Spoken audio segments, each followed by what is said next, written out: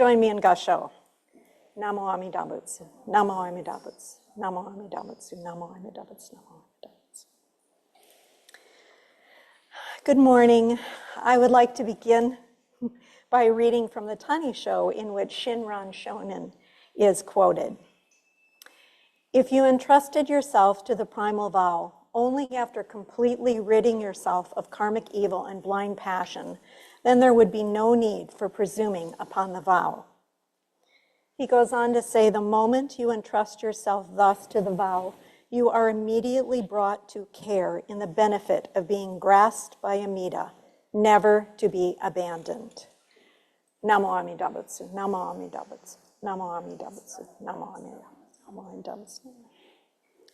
At our last gathering, we celebrated the birthday of Shakyamuni Buddha, and today we have yet another birthday to honor, because today we celebrate Gotane, the birthday of the founder of Jodo Shinshu Buddhism, Shinran Shonin. Shinran Shonin was born in the outskirts of Kyoto in 1173, and at the age of 9, he joined the Tendai Buddhist monastery on Mount Hiei. For 20 years, he underwent traditional Buddhist training. In 1201, at the age of 29, and after years of rigorous and intense religious practice, Shinran encountered the great Pure Land master, Honen Shonin, who taught the Nembutsu as a single practice which all could perform, the Namo Amida Butsu. In later years, Shinran wrote of the meeting that changed his life. He said in the preface of his treatise, the Kyogyo Shinsho, which translated means the true teaching, practice, and realization of the Pure Land way. He wrote, but I, Gutoku Shinran, in the year 1201, abandoned the difficult practices and took refuge in the original vow. This vow, the primal vow of the Amida Buddha, says, if when I attain Buddhahood, sentient beings in the lands of the 10 quarters, who sincerely and joyfully entrust themselves to me, desire to be born in my land and call my name even 10 times, should not be born there, may I not attain perfect enlightenment. So the immense popularity of the teaching drew the sharp disapproval of other Buddhist sects, and in 1207, the government banned the teaching of the Nembutsu. Honen was exiled to Tosa, which in Shikoku, and Shinran to Echigo, which is present-day Nagata Prefecture. And although Shinran and Honen were never to see each other again, Shinran continued to speak and to write about and to develop what eventually became known as Jodo Shinshu Buddhism. He welcomed people from all walks of life to Shin Buddhism. It was a Buddhism for all. And it was not based on merit, but it is based on Shinjin, on entrusting oneself to the promise of the Amida Buddha. And the beautiful thing about Shinran Shonin, what touches me so much, is his true humility. He recognized and he admitted to his humanness, what the Buddha called the 3 poisons, greed, hatred, and ignorance. And because of that acknowledgement, we today can recognize the humanness in ourselves as well. He assures us that we don't have to wait until we are perfect. We don't have to do practices to reach perfection in order to be embraced by the Amida Buddha. So on Gotane, many temples honor Shinran by reading his writings and talking about his life. And so in his honor, this is what we're doing today. And plus, I brought a couple of gluten-free vegan cheesecakes so that after our service, we can celebrate Shinran Shonin in the way that we celebrate birthdays today, in contemporary style, by eating cake.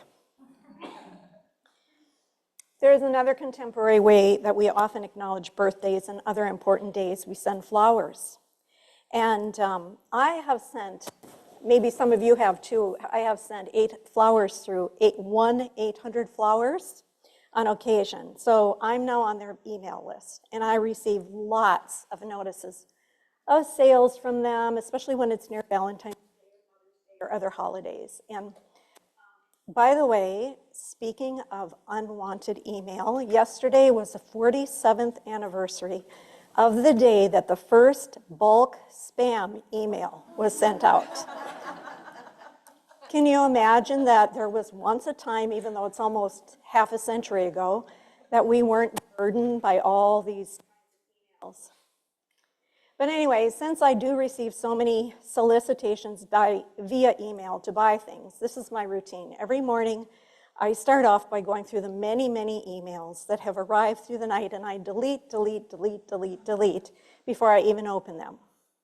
Every day, it takes at least 20 minutes to do this, just to finish this task before I can actually go on to read the emails that are important. And 1-800-Flowers is one of those ones that come that I automatically delete. Unless I need to order a bouquet, then it's a good little reminder. But about a month ago, in early April, I was wading through the seemingly unending emails, and I came upon one from 1-800-Flowers, and the subject line stopped me for a moment because it said what suffering teaches us. And so I was curious, and I opened it, and instead of ads urging me to buy a floral arrangement, I was surprised to find a profoundly moving article written by the founder and CEO, Jim McCann, on the subject of suffering. He said, "The world is breathtakingly beautiful and deeply painful, all at the same time." And then he went on to note how the faiths of Islam, Judaism, Christianity, and Buddhism view suffering. It was such a lovely and touching little gift in my email, and one that I still don't understand, why 1-800-Flowers, a retail business, was moved to send it. I'm still confounded by it. It seems so random. And yet I think maybe because so many of us are suffering right now in these very difficult and frightening times, that it's very timely.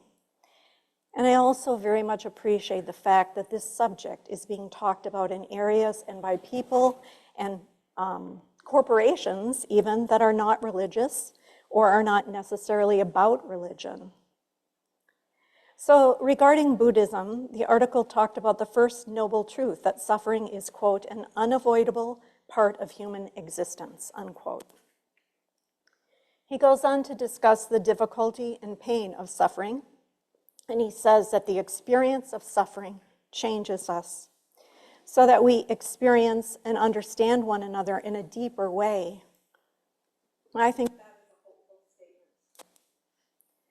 So, as I said, it was somewhat confounding and also a sweet little surprise to receive that article from 1-800-Flowers because, one, I love reading such thought-provoking articles, and two, I relish the idea that Buddhist understanding is becoming more and more mainstream, that so many are interested in discussing what the Buddha understood and brought forth so very long ago.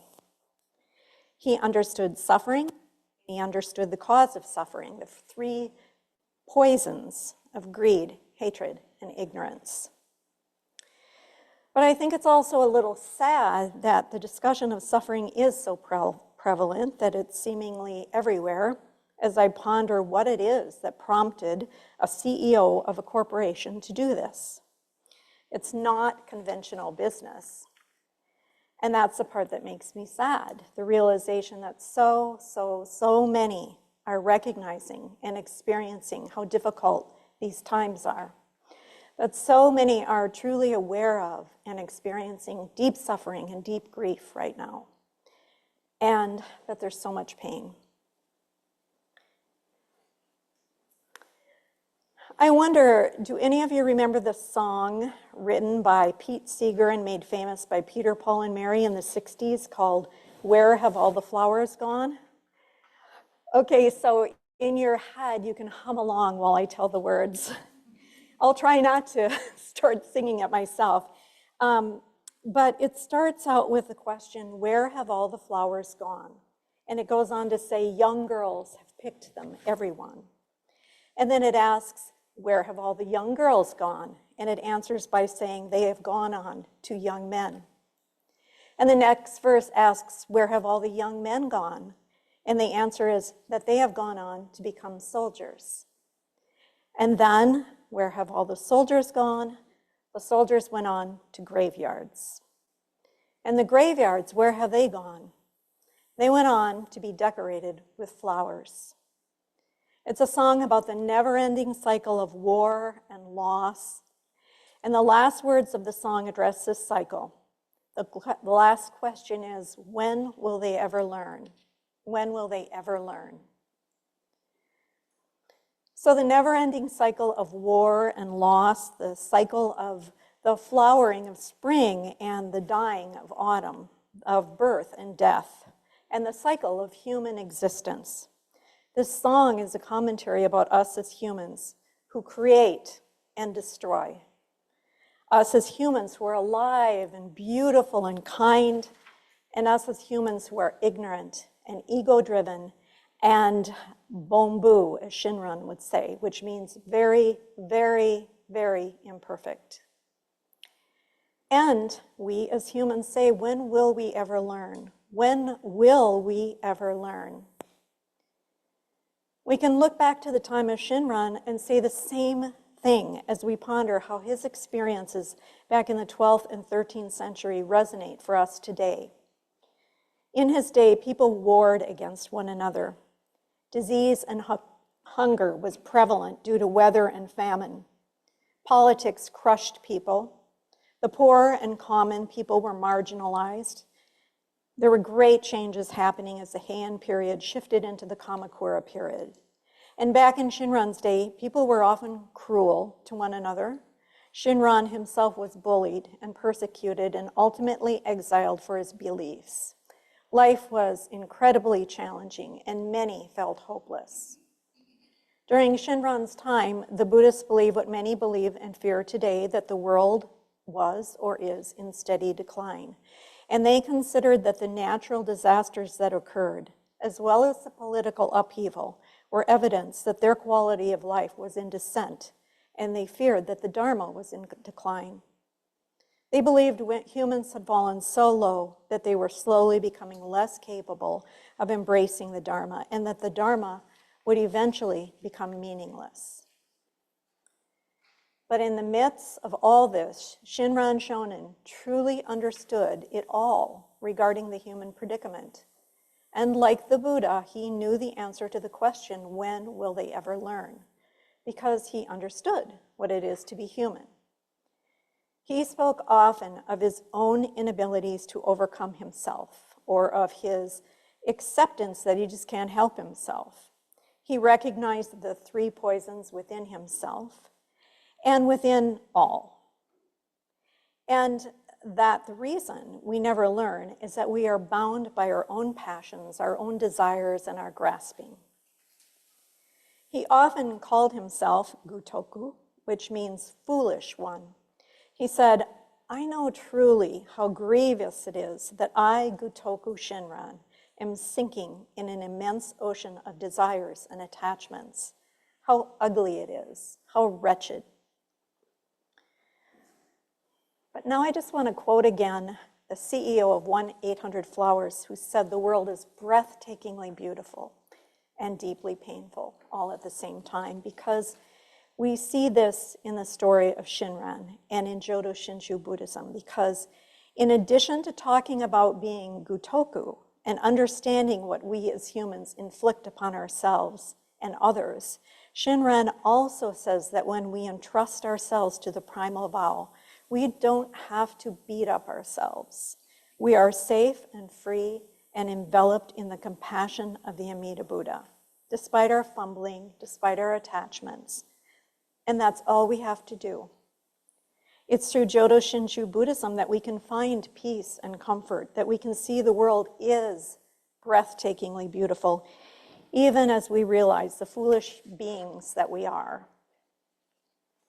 It is why in the midst of the fear and suffering that we are undergoing right now, we can find peace and comfort and even enjoy the beauty of life. That is the only answer for the immense suffering and the fear and the despair in the time in which Shinran Shonin lived and the times we are living in now. I don't know how to fix anything, but I do know the compassion of the Amida Buddha. I know that when we entrust ourselves to the primal vow and thus experience the compassion of the Amida Buddha, we are moved to compassion for others. And my belief and my hope is that every tiny moment or experience of compassion goes out into the world, and a speck of the beauty of life is revealed. So there's just a little quick story of a single moment, just a little ripple of compassion. A dear friend of mine is a weaver, and she's been weaving stunning pieces for decades. She was telling me about how recently she went to a weaving workshop where she could not grasp a technique that was being demonstrated. And she began to beat up on herself interiorly and call herself all kinds of degrading names and question why she could even call herself a weaver. And then the instructor just happened to come up to her. She put her hand on her shoulder and she said with such gentleness, "This is hard."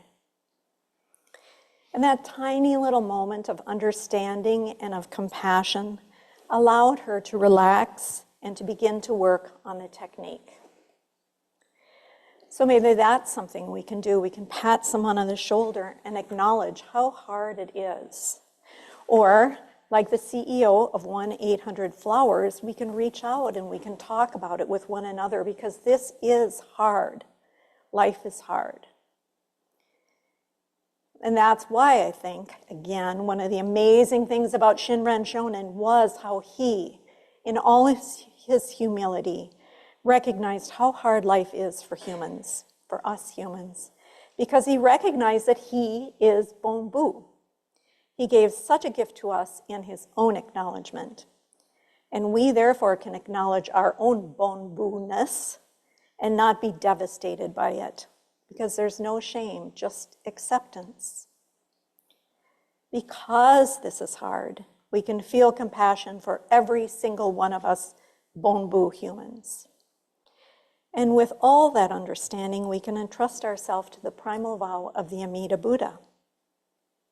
Shinran said, if you entrusted yourself to the primal vow only after completely ridding yourself of karmic evil and blind passions, then there would be no need for presuming upon the vow. The moment you entrust thus yourself to the vow, you are immediately brought to care in the benefit of being grasped by Amida, never to be abandoned. We can accept that we are all Bonbu and not feel the weight of it. We can experience the grief of the times in which we are living. And we can delight in the Dharma, and we can eat birthday cake. And we can love life in the midst of it all, the painful and the beautiful. And we can do this because of the compassion of the Amida Buddha. And we have Shinran Shonin to thank for showing us this. And so happy birthday to Shinran Shonin. I'd like to close with a poem by Ellen Bass. To love life, to love it even when you have no stomach for it, and everything you've held dear crumbles like burnt paper in your hands, your throat filled with the silt of it. When grief sits with you, its tropical heat thickening the air, heavy as water, never fit for gills than lungs, more fit for gills than lungs. When grief weighs you like your own flesh, only more of it, an obesity of grief. You think, how can a body withstand this? And then you hold life like a face between your palms. It's a plain face, no charming smile, no violet eyes. But you say, yes, I will take you. I will love you again. Please join me in Gasho. Namo Amida Butsu. Namo Amida Butsu. Namo Amida Butsu. Namo Amida Butsu. Namo Amida Butsu.